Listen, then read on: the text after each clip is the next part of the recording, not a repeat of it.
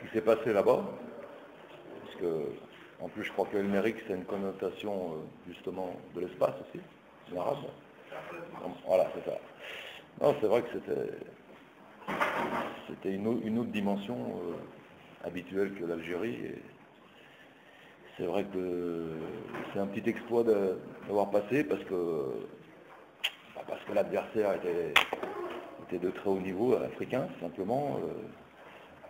Après une première mi-temps où, je dirais, à 90%, on a très très bien géré le match défensivement. Peut-être aussi en profitant pas assez des 2-3 bons ballons qu'on a eu devant, pas assez de lucidité dans la dernière passe. Bon, par contre, la deuxième mi-temps, ils nous ont fait très mal. Hein. Dès qu'on a desserré un peu les trintes, je dirais, contre les grosses équipes, ça se voit tout de suite. Hein. On a desserré un peu les trintes sur les côtés, on a beaucoup moins bien défendu sur les côtés en deuxième mi-temps. Comment dire, tous les ballons, tous les centres qui sont arrivés, ballons dans l'axe, on n'était pas au point de chute, on a eu un déficit à ce niveau-là, c'est certain. Il faut souligner aussi qu'en première mi-temps, ils n'ont pas fait un centre. En deuxième mi-temps, ils ont changé un peu leur système, je dirais, leur méthode, c'est passé beaucoup plus sur les côtés. On n'a pas su gérer ça. Et ça nous a fait très mal. Bien sûr, ce qui nous sauve, c'est la grosse réaction mentale et dans le jeu à la fin de match, c'est ce qui nous sauve. Il y a eu les gens qui sont rentrés aussi, nous ont beaucoup apporté, c'est certain. Donc j'avais bien dit à tout le monde avant le match on va jouer à 14, ceux qui nous font rentrer vont nous faire gagner. C'est ce qui s'est passé. Mais c'est pas facile de rentrer dans des matchs comme ça, c'est pas facile de se préparer à rentrer dans des matchs comme ça. Je crois que les joueurs ont fait l'effort mental de le faire et c'est ce qui fait qu'on a fait un petit exploit entre guillemets aujourd'hui. Voilà. Quand vous avez vu à un certain moment, comme vous allez prendre, mais qu'est-ce qui s'est passé ça? Moi, j'ai rien vu, j'ai glissé.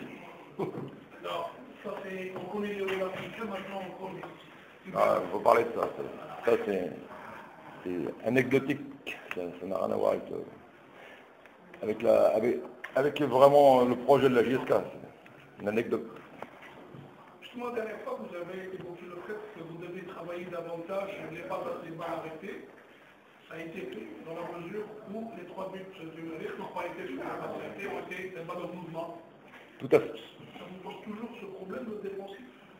Oui, il y a des. Bon, le rapport de force n'est pas le même entre le Méric et Major Biskra, où c'est vrai qu'on avait eu un déficit sur les coups de pied arrêtés défensifs. Là, on a bien résolu le problème des coups de pied arrêtés défensifs, on a été bon là-dessus. Après, c'est un autre rapport de force, c'est pas comparable. Il ne faut pas oublier aussi qu'on avait des jeunes joueurs derrière et tout. Il ne faut pas oublier non plus qu'on a une marge de progression. Hein. On n'est pas une équipe aujourd'hui qui va tout casser en Afrique. Il faut être réaliste, il faut se calmer un peu. Hein. C'est-à-dire qu'on a beaucoup de travail devant nous. C'est la reconstruction, c'est un projet qui commence seulement. Hein. Et d'avoir sorti tout de suite le mérite, après il y a encore beaucoup de travail. Hein. Une marge de progression. Vous restez toujours dans le continent. Est-ce qu'on peut dire qu'Apollo aujourd'hui est sur l'orbite pour cette lune? Vous passez par Roya, la Liberté? Oui, au Roya, faut voir ce que ça représente au Roya. Hein. Au Roya, c'est les 2 dernières saisons, ils sont passés la phase de groupe, ils ont été en quart de finale, les 2 dernières saisons. C'est un club émergent en Afrique, qui a comme pour modèle Mazembe, le même type de président, exactement la même chose, je connais très bien Roya. C'est les meilleurs locaux, c'est-à-dire l'équipe nationale Cannes, plus 7-8 internationaux de très bon niveau. Il faut voir ce que ça représente. C'est-à-dire que c'est pratiquement la même chose que l'Amérique, hein, au niveau du niveau. Il faut se rendre compte des choses. C'est un club émergent, comme l'est la JSK. Quand je dis émergent, c'est pas tout à fait pareil, parce que la JSK a une grande histoire, un grand passé, ça, personne ne l'enlèvera. Mais il ne faut pas oublier que ça fait 11 ans qu'on n'est pas arrivé en Afrique, qu'on n'a pas fait de Coupe d'Afrique. Donc, quelque part, il y a une émergence, mais tout ça, il faut que ça soit progressif. Il ne faut pas oublier qu'il y a 2 ans, la JSK jouait le maintien en Ligue 2 algérienne, en Ligue 1 algérienne, le maintien. On va pas nous demander de gagner la Ligue des Champions cette année. Faut être réaliste. Hein. Justement, votre compatriote, le Gauche, a fait une déclaration dans un journal spécialisé. Il vous a donné pas mal de tuyaux sur cette équipe puisqu'il l'a connue. Elle est un peu... Moi, je la connais très bien. Je connais très bien le contexte là-bas aussi. Et Patrice est quelqu'un qui connaît aussi très bien l'Afrique, quelqu'un de très bien, que j'apprécie beaucoup aussi. Mais je pense que Patrice a un peu oublié, parce que de mettre des gros titres comme ça sur les journaux, ça ne veut rien dire. C'est gratuit de dire ça. Je pense qu'il a oublié un peu l'Espérance de Tunis, l'Étoile du Sahel, le WAC de Casablanca, Al Ahly, Zamalek, Mazembe. Je pense que de déclarer ça, c'est bon, bien sûr que ça fait plaisir, mais c'est tout. C'est un peu gratuit et ça ne veut rien dire. Voilà. D'où l'importance de faire le plein à l'année, parce que ça vous a donné une petite Oui, bien sûr, de faire le plein à l'aller et surtout de ne pas prendre de but. Ce qui nous a permis de passer ce tour, c'est parce qu'on n'a pas pris de but à l'aller. Hein. C'est pour ça qu'on passe. Hein. Donc c'est très important de ne pas prendre de but. Et bien sûr d'essayer de faire une différence à l'aller, bien sûr. Il ne faut pas oublier qu'à l'aller, on a eu énormément d'occasions, qu'on a raté beaucoup. Ça aurait pu nous coûter très cher, et c'est sûr qu'il faut être plus réaliste que ça qu'on a été à l'aller, hein, contre Royal. Il y a un élément important du match aller qui est très important et capital pour moi dans la possibilité de qualification, c'est le fait qu'on va jouer ou pas à Tizi Ouzou ou pas. Je pense que c'est très important de jouer à Tizi Ouzou.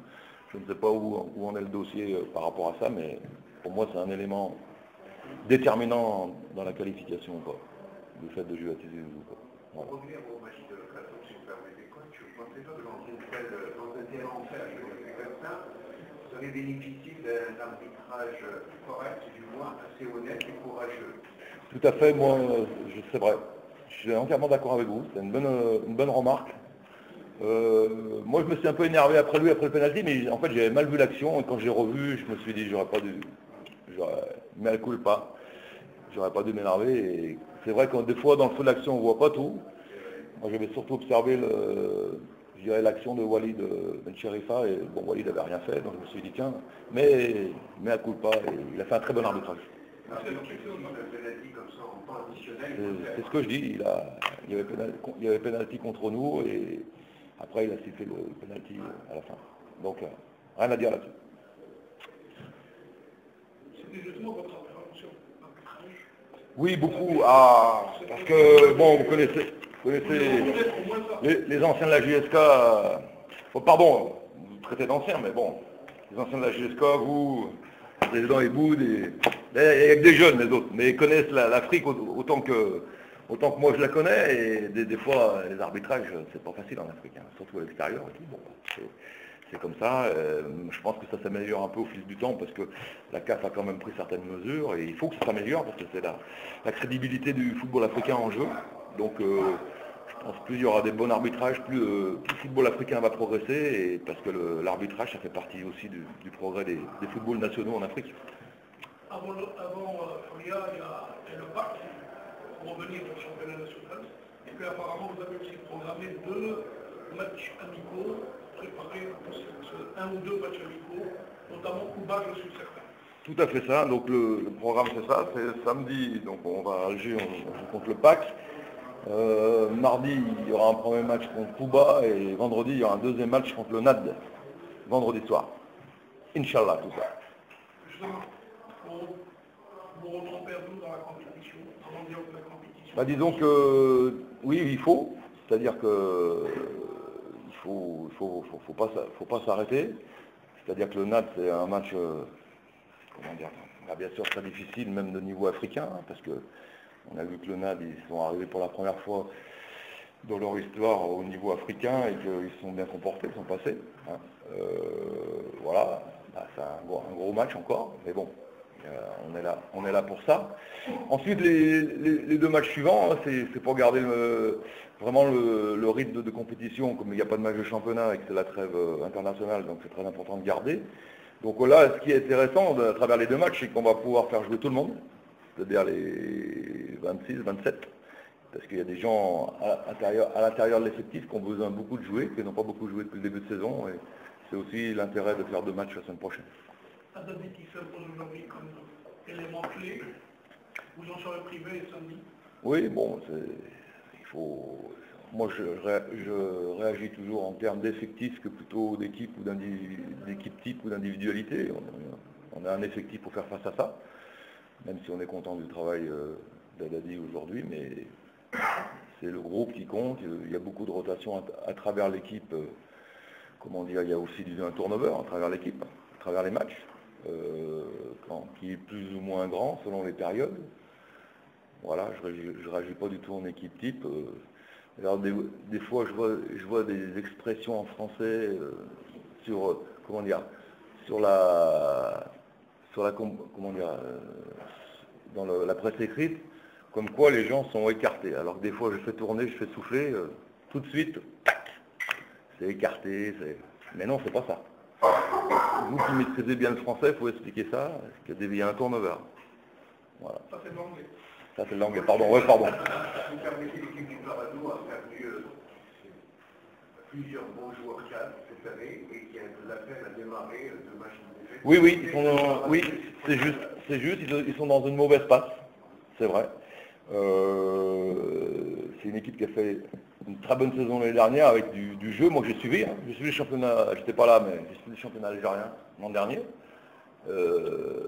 Après, on le prenait à la vocation du Paradou. La vocation du Paradou, c'est une vocation de club formateur, qui fait jouer des jeunes de talent, qui éclosent au fur et à mesure du temps. La preuve, c'est qu'ils ont fait des très bons transferts cette année encore, et l'an dernier aussi. Donc voilà, c'est une équipe qui a aussi une marge de progression. Bon, ils sont dans une mauvaise passe, c'est à nous d'en profiter, d'appuyer là-dessus.